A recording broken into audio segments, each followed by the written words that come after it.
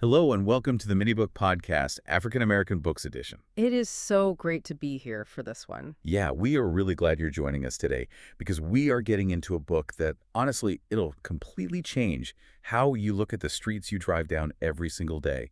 We are talking about White Space, Black Hood, Opportunity Hoarding and Segregation in the Age of Inequality. Right, by Cheryl Cashin. She's a brilliant professor of law and civil rights over at Georgetown University, and she brings the receipts in this book. She really does. Now, before we get moving, we thank you for listening, and please consider subscribing for future content. We are building an incredible community here, and we want you to be a part of it. Absolutely. And we also want to explicitly say that after hearing this podcast, we would encourage you to go out and purchase this book and support the author.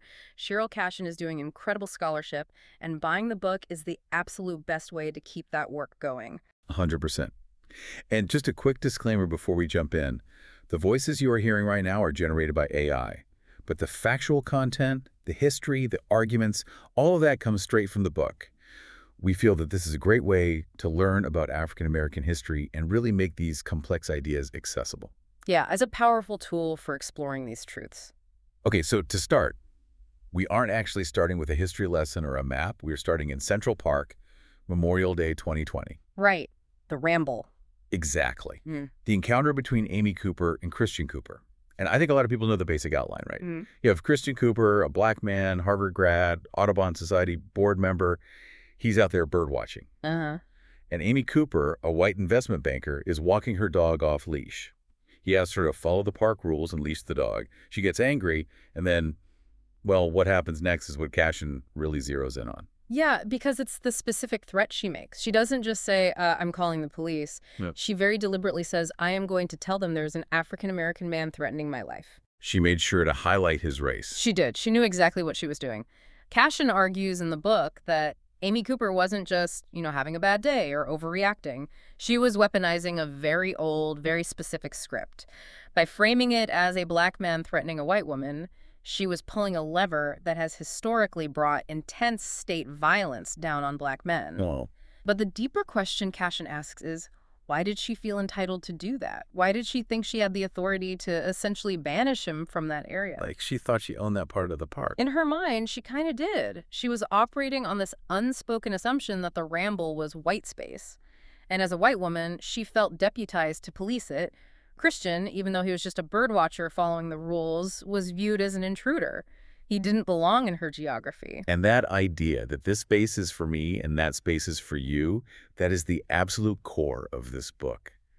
Cashin says American racism isn't just a mindset, it's physical. She calls it residential caste.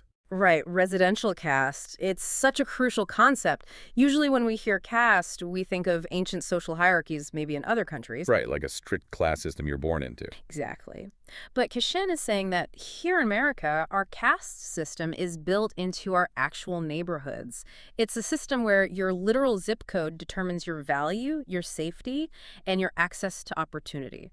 It creates these poverty-free havens for affluent, mostly white populations, and high-poverty hoods for black people. And she's very clear that this isn't just an accident, right? It's not just birds of a feather flock together. No, not at all. It is intentionally engineered. And Cashin uses a very specific word for the people who were forced into these hoods.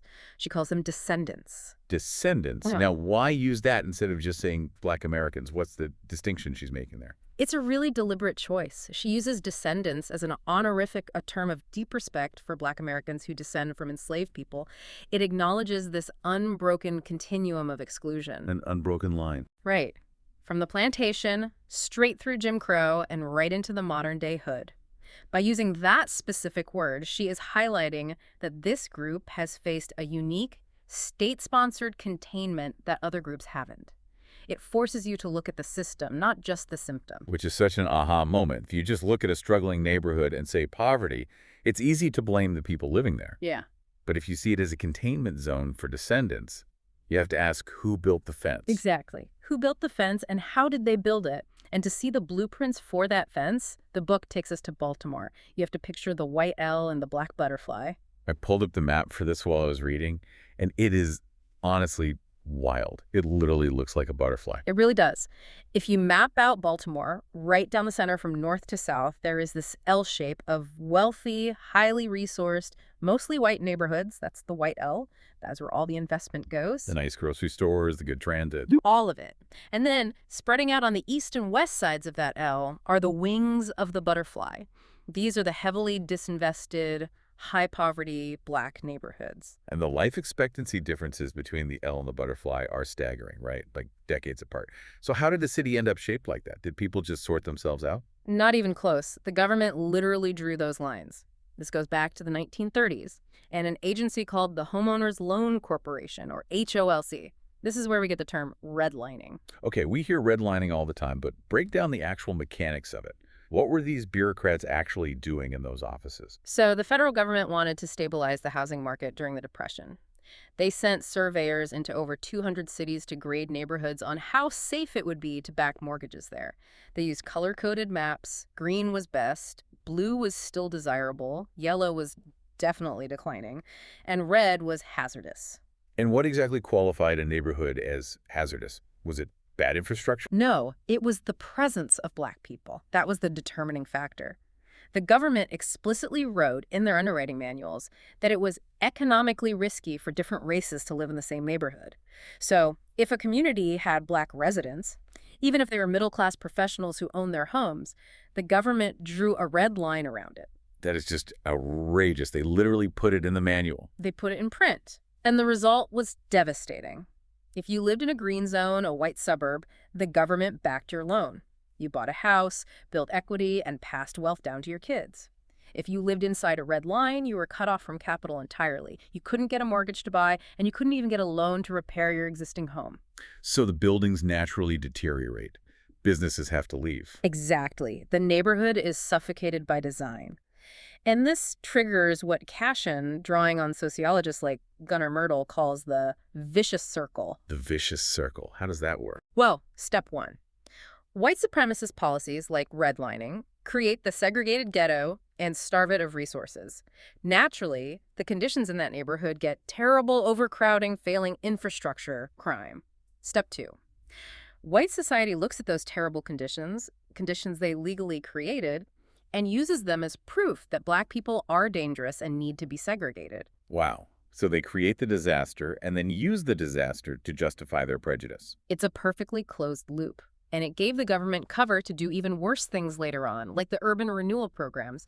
In the Black community, they literally called it Negro removal. Because they were just bulldozing entire neighborhoods? Entire thriving Black communities leveled to the ground, mostly to build massive highways so white commuters could easily drive from their Green Line suburbs into the city. But here's the thing. To keep a system this brutal operating in plain sight, you need more than just bulldozers and maps. Yeah. You need the public to agree with it.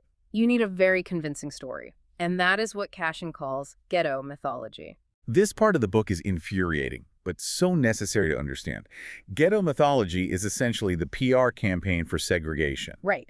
If you're going to hoard all the good schools, the clean air, and the wealth in the white space, and leave the Black hood with nothing, you have to dehumanize the people in the hood. You have to convince society that they deserve their poverty. And Cashin points to the ultimate symbol of this mythology. The welfare queen. Oh, yeah. The boogeyman of the 1970s. The story behind this is absolutely wild. When most people hear welfare queen, they think of the image President Ronald Reagan used to talk about, a woman having kids just to get a bigger government check.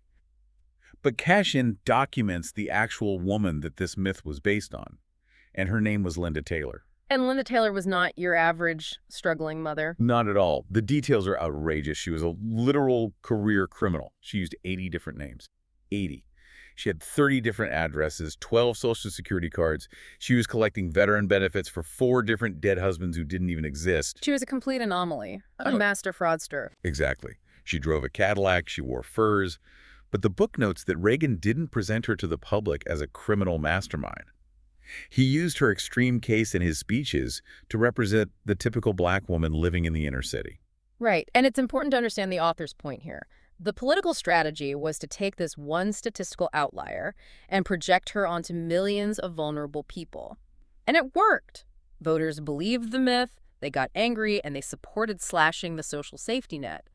Programs that helped struggling families were gutted because people thought they were funding Linda Taylor. And that mythology evolved, right? Yeah. By the 1990s, the narrative shifted from the welfare queen to the super predator. Yeah, and Cashin is very clear to document that this was a totally bipartisan phenomenon. Both Democrats and Republicans in the 90s were using this rhetoric. They warned the public about a new breed of young, black street criminal. They literally called them super predators, who supposedly had no conscience and no remorse. Which completely strips away their humanity. It frames teenagers as monsters. Exactly. It reframed the hood from a place that needed deep economic investment into a war zone that needed to be occupied and policed. And the author points out that this bipartisan rhetoric directly fueled the mass incarceration boom and policies like the 1994 crime bill. Okay, so we've seen how the geography was historically drawn, and we've seen the myths used to justify it. But a huge part of Cashin's argument is that this isn't just history. It's happening right now. And she identifies 3 specific mechanisms that keep this caste system running today. The first one is boundary maintenance. Right, boundary maintenance. This is how the poverty-free havens protect their borders. Sometimes it's a literal physical boundary. The book talks about the Troost Wall in Kansas City or the Del Mar Divide in St. Louis streets where you cross over and the wealth and demographics completely flip. But it's usually not a literal wall, right? Usually it's something way more boring. Exactly, it's zoning laws. And because zoning sounds so bureaucratic, it flies completely under the radar.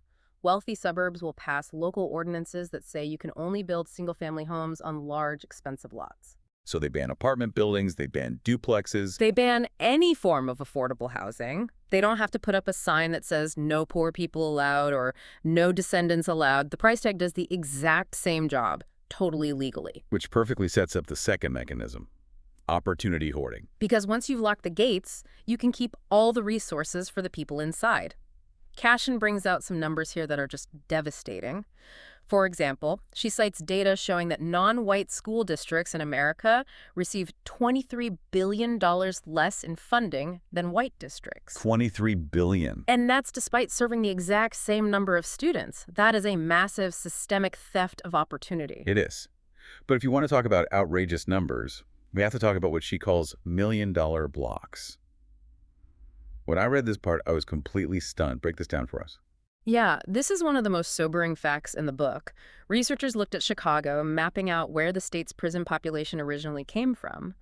And they found specific single-city blocks located right in the disinvested Black Butterfly, where taxpayers were spending more than $1 million a year. A year on one block. Yes, $1 million a year per block, strictly to incarcerate the residents of that street. So instead of investing $1 million into the community, we're spending $1 million a block to put the people who live there in cages. Precisely. The system is heavily funded to punish, but completely starved of funds to repair. Cashin points out the bitter irony. What if we just spent that $1 million on the block? On the schools, the housing, the jobs? But we don't. And to keep that punitive system running, you need the third mechanism of caste, surveillance, which brings us right back to the birdwatcher in Central Park. It does. Surveillance is the constant aggressive policing of Black bodies, especially when they step into so-called white space. It's the whole living while Black phenomenon we see in the news constantly. Calling 911 on someone for jogging or waiting for a friend at a coffee shop. Cashin uses this phrase, the iconic ghetto. What does she mean by that? The iconic ghetto is the psychological result of all that ghetto mythology we talked about earlier. Because society has spent decades demonizing the hood, many white Americans have been conditioned to see a Black person and immediately associate them with the stereotypes of the ghetto: danger, crime, poverty. So the geography becomes a label attached to your skin. Exactly.